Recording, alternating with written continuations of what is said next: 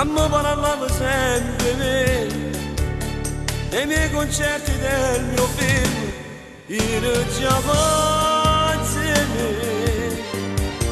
Io, quando pensavo già in dolente, ma te volevo far aspettare, poco fa cogliere. Quando stasera ti chiamai, ti dissi bella cosa fai, cari sto in braccio a me. Fatti accarezzare sta pelle, sto occhio tuo sono troppo bello, sogno che sti capelli, che ti faccio piccerello, e non essere impacciata, che sta non è una spandata, da stringnuta e una vasata, e mi fatto innamorare.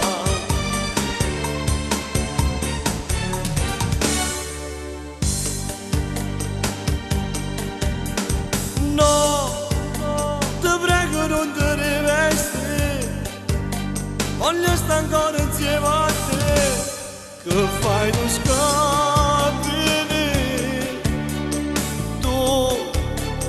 Cena che romantici, c'è miseria a mostrare e mamma lo sa. Io, quando sentivo chiaramente, mi sento vuoto, nullo e vago, sono nell'immensità. E penso come sarà il domani, cosa ci sarà di te, donna senza anima. Fatti accarezzare sta pelle, sto occhio tuo sono troppo bello, sciogliere che sti capelli, che ti faccio piccerello, e non essere impacciata, che sta non è una spandata, da stringnuta e una vasata, e mi fatto innamorare.